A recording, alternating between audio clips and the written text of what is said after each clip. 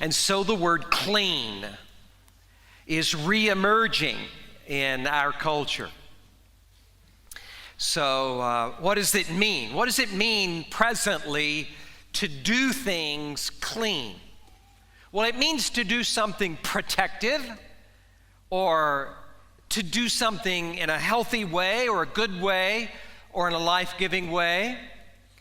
A lot of people are talking about driving clean, except that we're in the oil and gas capital of the world, and so what we have to say is every one of those clean cars, they charge up at a charging station that was charged up by oil or gas, right? And so we have to kind of jump over that one, right? We jump over that one. But for instance, in our culture right now, our culture talks about eating clean. What does it mean to eat clean? Well, it means to maybe eat only whole, natural foods without, the processing and preservatives. Hey, you came on a good day, I can give you a little warning. You want to avoid preservatives like potassium nitrate. Potassium nitrate is one of the main constituents of gunpowder and rocket propellants and of fireworks. And it preserves luncheon meat. So eat clean, okay? Eat clean. You might want to avoid an additive to food that's called castoreum. The word castoreum. Castoreum is a secretion from beavers, from a gland in beavers. I can't say any more because it'll be all that you think about for the rest. So it is also used to enhance the artificial flavor of anything that's raspberry. I've ruined it all for you, I know, but we sort of get what it means to be physically clean. We don't want harmful bacteria to take over our bodies. And so what do? We wash our hands. We want healthcare people especially to constantly wash their hands. A hospital in Detroit a couple of years ago was having difficulty fighting off hospital-borne diseases. They called on doctors and nurses to really up their game in just constantly washing their hands. Yet they were not winning the battle with bacteria. And so kind of in a surprise move, so the researchers stationed themselves outside the hospital lunchroom, and as doctors and nurses came out of lunch, they asked them to do handprints in petri dishes. I don't know, here's an example of one of them. Yeah, that's a really nasty bacillus culture. And so the researchers, when they showed the healthcare workers their handprints in the petri dishes, hospital-borne diseases plummeted as much as 50%. If we can just see it, right? If we can just see the uncleanness, then it makes a difference. But talking about being clean really avoids who we are at the center of our being and where we should desire cleanness more than any other way. We are a soul. We are a spirit that is integrated in with an outer mind and an outer body. And so it means we are primarily a spirit or a soul. So what does it mean to be spiritually clean? That's where our thoughts should go. That's where our hearts should be for the next few moments. And it should mean that whatever we do in our spirit or to our spirit or with our spirit should be protective or nourishing or life-giving. We should live spiritually clean. Do you know that this is a major reason we come to the Lord's table at important intervals during the year? The Lord's Supper is about three major things. The Lord's Supper is about spiritual community. The reason we gather for it is that there is a supernatural aspect where we take those elements together, they're just symbols, but as we take those elements together, it creates a supernatural level of spiritual community among us. It's why we do the Lord's Supper. The second purpose of the Lord's Supper is it's about communion. Communion is the experience of relationship with Christ. Communion with Christ happens in the Lord's Supper as we take the two symbols. The Bible indicates that we experience supernaturally communion with Christ. But it is also, the Lord's Supper is also for our cleansing. In the New Testament church, there is no spiritual power without cleansing of sin. In your life, there is so much that cannot be present spiritually, that's protective and that is nourishing and that is life-giving as long as we're not when we are not spiritually clean. And so one of the purposes of the Lord's Supper is for us to come spiritually clean. Psalm 51 helps us do that. It comes out of the experience of King David of the Old Testament, and it comes from the fallout of an affair that he had with a woman named Bathsheba out of 2 Samuel 11. And so she became, out of that affair, Bathsheba became pregnant. And so David tried to hide the sin. And so he brought Bathsheba's warrior husband home out of the battle, hoping that he would go home, and yet he was an honorable man, and out of respect for his brothers on the battlefield, he would not go home. And David is beginning to panic, and so ends began justifying the means, and he was afraid, so afraid that he would be found out, and so he had his friend Uriah killed in battle, and so he hid it. He hid it for over a year. But God loved David so much that he put David in a place to have to say it out loud and really face who he was as a person. And in the midst of the exposure, he discovered something about God, that he is full of compassion, and that he deeply desired to cleanse him, and that he wanted to remake him, and that he wanted to restore him. And that's what I want for my heart in these moments. It's what I want for your heart as well. And so listen to David.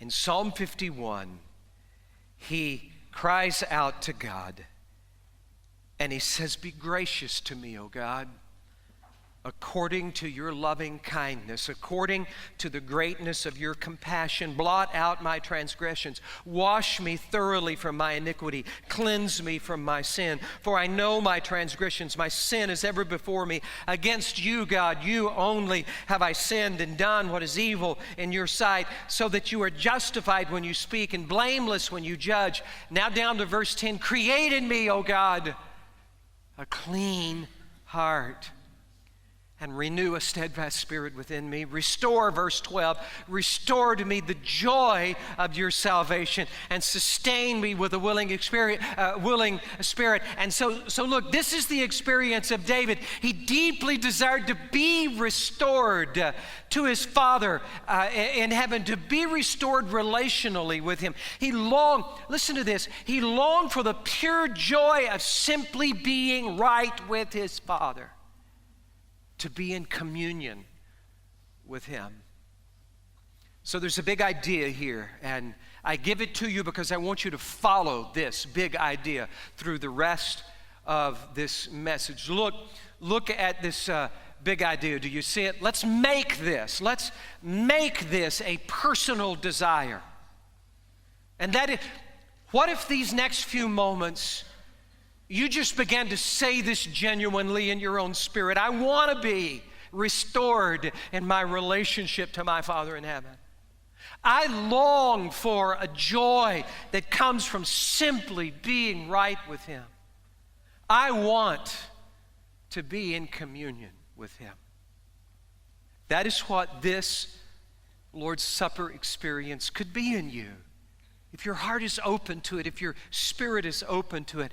So let's do this restoring process for every one of us individually. Let's just go through this process. And so this is how we begin to experience the restoring that God can do. And so I'm going to give you three sort of principles. It's three parts of it. One of them is like huge, large. It deeply involves what you do, and then the other two follow. So let's watch and follow. Carry out this first one. It starts with confessing. This restoration process starts with confession. And that's what was going on in the verses that I just read to you. In 4 verses, 6 times, David says, I've sinned. And it's a huge deal. It's a big deal because of the words in which he's using. Because when you look at it like closely, you're gonna see that David is not doing something. David is actually not apologizing to God. He's confessing. And there's a huge difference. So in our generation, in our culture, we have actually become expert at apologizing. And an apology is an expression of regret. Sorry it happened. Sorry I did it. But a confession is completely different. A confession is an admission that I've sinned and that it was wrong and that I was wrong. I'm sorry because I've sinned. Apology acknowledges something. Confession embraces an inner turn, an inner change that will then be seen outwardly. And David is not apologizing. David is confessing. So this restoration begins with confession. And confession is powerful. It's incredibly powerful. And so it has parts to it, and David shows us those parts. And so healing, confession has at least these parts. David does at least these two things. Number one, he names his sin and he says it out loud. He names it. Naming it gives it an identity. Naming it shows its reality. Naming it reveals that you're serious about it and you see it for what it is. He names it and he says it out loud. David uses 3 different words in just these few verses for his sin. He calls them transgressions and iniquity and sin and what is evil in God's sight. He characterizes his sin 6 ways in 4 verses. And do you see the seriousness? Look at what he did not call his sin. He didn't call it an indiscretion or a mistake or a slip up. He uses this. We're learning. Let's learn together here. He uses strong and accurate language for what he did to Uriah and to Bathsheba and to the baby who died and what he did to stain the glory of God on his own spirit, on his own heart. It wasn't an indiscretion. He said it was iniquity. It wasn't a political cover-up. It was sin. It wasn't ends justifying the means. It was evil in God's sight. And so what if, and this gets really heavy. We're getting really heavy at this moment. What would happen in you if you named just the personal ways that you know that your heart, that your sin offends God? What if you were to name them fully and accurately and just described it for what it was in reality? I'm going to illustrate it. For a few of you, I'm just going to go ahead and say it. For a few of you, you're going to think this is over the top. But this is how David is responding. So it's not this. I saw some bad pictures online. Rather, confession is this: God, I seek out pornography. And it's not innocent in any way. It abuses primarily the women who are involved. Many of them are trapped in it. Many of them are ultimately destroyed by their involvement. And I perpetuate it with every click. I'm stealing a sacred intimacy that I owe my wife or my husband or my future wife or husband. I'm corrupting my own ability to experience actual intimacy with my wife or my husband or my future wife or my future husband. But most of all, God, I know that you call me to sexual purity because it reflects my commitment to be purely devoted to you as the creator and leader of my life, and I confess that to you, God. Okay, that one was like too over the top for you. So let's go innocent, all right? Yeah, you want to go in? Let's go innocent. Not, okay, so I didn't exactly tell the truth on that one. Okay, not that. Rather, God, I tell lies. I tell lies to make myself look better than I am, to skew who I actually am before others. I tell lies to avoid being responsible for my own mistakes.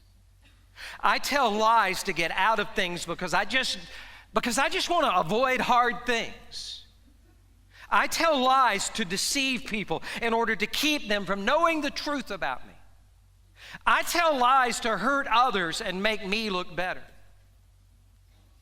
And I tell so many lies that it affects who I am. It affects my identity. It affects my character. They make me untrue. They make me a false person. This is what David is doing. David is naming his sin. He is naming it and saying it out loud. And he's giving it strong and accurate language. That is a deep level of true confession. And so that is first, but then what? Look at what he does secondly in confession. And you should embrace this and you should run to this. The second thing he does is he appeals to the nature of God. He appeals to his nature. Now, think with me, what is a person's nature? What does it mean when we say that's just their nature? It means that is the direction in which they are bent. It means it's where they go first. It means this is who they are. Appeal to God's nature. Appeal to who he is. And look at his 3 words of appeal. Number 1, be gracious, O God. What this already tells us is this is God's nature. Be gracious, O God. In the 2 other main modern translations of the Bible, the word is mercy, and the word is mercy. And he's appealing to God's mercy. And mercy, by the way, can only be mercy if it's not deserved. You can't appeal to God's mercy if you think you deserve it. You can't appeal to God's mercy if you think, well, this isn't so bad because look at all the other good stuff, so let's just do a switcheroo, changeroo God. You haven't appealed to his mercy. You can't fix the corrosion in your heart by yourself. You have to call on God's mercy. You can't stop the infection of sin that taints your heart. You have to call on God's mercy. You can't resolve to be a better man or a better woman and make it go that way. You're too broken and fallen. You cannot earn God's forgiveness by making it up to him in some way. You got to know that you're not entitled to the forgiveness that you're asking for. You must appeal to his mercy. But here's what you can do. You can believe that you don't deserve what you're asking. And guess what? You are already asking in the direction where God is turned, where God is oriented. It is his nature. He is full of mercy. When you ask for God's mercy, you are tapping in to who He is and who He wants to be in your life. Ephesians 2, verse 4 says, but God being rich in mercy. Jeff Bezos, rich in mercy. Because of His great love with which He has loved us. It's the core of Him. It is who He is. God longs for you to appeal to His nature. Lamentations 3 says about God's mercy, His steadfast love of the Lord never ceases, and His mercies never come to an end. Appeal to the nature of God. I said there are three words. There's the first. The second is according to your loving kindness. This is in the core of God's nature. It is the Old Testament word chesed, and that means a love. That means a love that is declared for someone. It's related very closely to the New Testament word grace. It's the love that you, God, have committed that will never end, never falter, that you will never take back for me, no matter how many times I stumble. You have declared your love over me, your loving kindness. It means you're faithful, God. You're faithful in every way to your life. It will never fail. And so appeal to that part of His nature. The third word is according to the greatness of your compassion. The etymology of that word compassion, it first meant a womb. A womb. It came to mean the warmth and tenderness that a mother feels for her infant. And this is exactly how God is oriented. He is oriented toward tenderness. It is His nature. So this process of restoration starts with confession. This ought to be, as a Christ follower, this ought to be a part of our life, in every moment of our life. It is about confessing. It is about being really serious. It is about using strong and accurate language. It is about calling it what it is and calling out its expression. But immediately it is about appealing to God's mercy and to God's loving kindness and to God's compassion, which He is ready. It's pressing against the door. Open the door and it will flood over you. There's the big principle. It begins with confessing. Now, two follow. Then experience His cleansing. So this is what happens in verses 6 through 8. Behold, God, you desire truth in the innermost being. In the hidden part, you will make me know wisdom. Purify me with hyssop, and I shall be clean. Wash me, and I shall be whiter than snow. Make me to hear joy and gladness. Let the bones which you have broken rejoice. Now, this is an incredibly important part of this, because suddenly, you have not much to do with this second principle. You actually have not much to do with it. You're deeply involved in confession. But suddenly, as you move to the second principle, it is something that happens to you. And so just see two things here. First of all, there is on the part of David an intense desire to be clean. And there is your involvement in the cleansing. It is your desire to be spiritually clean. Look what he just keeps acknowledging. He just keeps saying over and over, I want to be spiritually clean. Verse 2, wash me thoroughly from my iniquity and cleanse me from my sin. Verse 7, purify me with hyssop and I shall be clean. Wash me and I shall be whiter than snow. Verse 10, create in me a clean heart, O God. And so look, just recalibrate a desire in your spirit to be clean. That's all. And it's important that we say that phrase, that statement in this generation, in this moment. Because there is I don't know how to say it. There is just like all out violence against anyone who would say that sin exists and it exists in me and that it corrodes and harms me. There's just every voice around you saying, stop talking about that. when in reality, there is the core condition of our heart. And so I'm just describing a change of desire, a desire that says, God, I want to be clean, spiritually clean before you. I said there are two things here. Look at the second. Then just simply experience what God does. Just experience it. Because honestly now, you have nothing more to do with it. It is something that is happening to you. Verse 7, purify me with hyssop, wash me and I shall be whiter than snow. It keeps going. You're asking for something supernatural. You're asking God to do this cleansing thing. It's a purifying process. It's a healing process. It's a reforming process that you can't do. You're simply incapable of it. But God can do it, and He's completely faithful to do it. And so that is why, now we're going to get a little grammatically technical here. Watch this for a second.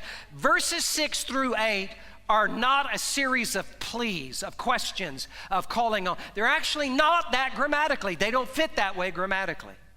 They don't have the force of, God, I hope that you'll be willing to do these washing, cleansing things. They don't have that force grammatically. In fact, they are a series of affirmations. What that means is they're happening. They're going on. I'm just affirming the fact that they're going on. And what are those? This is what David knows that God is doing as a result of his confession. Verse 6, you will make known to me the wisdom in the innermost part. You're doing that. You're making me know that as a result of my confession. You are purifying me with hyssop, and I will be clean. You are washing me, and I will be whiter than snow. Verse 8, you will make me hear joy and gladness. That is cleansing. You can't do it. You can only experience it. It starts with your confession, but then God pours like a flood out on you His mercy, His loving kindness, His compassion, His cleansing. There's a third, and that is just feel joy restoring. So you're getting it now, right? There is one thing that you do. There are two things that are done to you. Here is what I do for spiritual cleanness in me. I turn to God and I bring honest confession before Him. And then suddenly a supernatural process takes over that you can't control. And that is, you'll begin to experience His cleansing, spiritual cleansing on the inside. And then as a result, feel joy restoring. Verse 10, create in me a clean heart, O God. Renew a steadfast spirit within me. Verse 12, restore to me the joy of your salvation. Sustain me with a willing spirit. 3 words, and then we pray. 3 words of this joy. Look, first it's recreate, God. What is God doing when He cleanses us? There's damage done to us with every sin. And so what is He doing? He is recreating something in us. Verse 10, when David asks for God to create a clean heart in him, he's using a word for create that is only used of God. He's asking for the creative power of God to do something new in him. Second word, renewed. A strong and steadfast spirit in me. Do you know one of the effects of cleansing is that it makes you stronger spiritually. It whets your appetite, but even more, it gives you this desire to want to obey Him. Third word, it's where we've been going for this entire message. All of it goes here. Restore to me the joy of your salvation. God made you to run on a singular fuel, spiritual joy. And sin corrodes that, corrupts it, pollutes it, it blocks it, It avoids it. And you lose your strength. You lose spiritual strength. You lose so much spiritually. But when you confess your sin and God takes over and begins the supernatural process of cleansing, there is something that comes that you have very little to do with. God Himself does it. You just need to acknowledge it. You need to recognize it. You need to be conscious of it.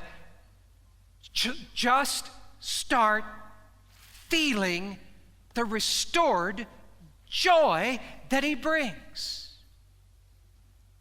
I'm going to ask us to bow right here.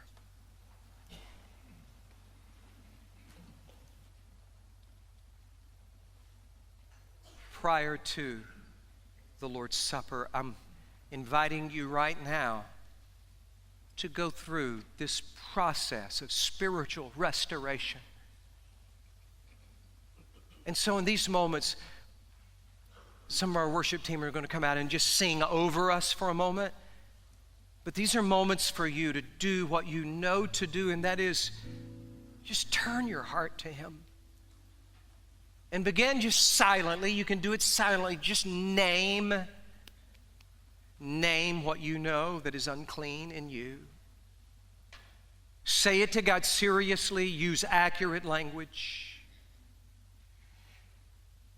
And just lean so hard on His nature. God, I ask you to be merciful to me. God, I ask you to be committed to your loving kindness for me. God, I ask for your compassion to flow over me. Would you pray now?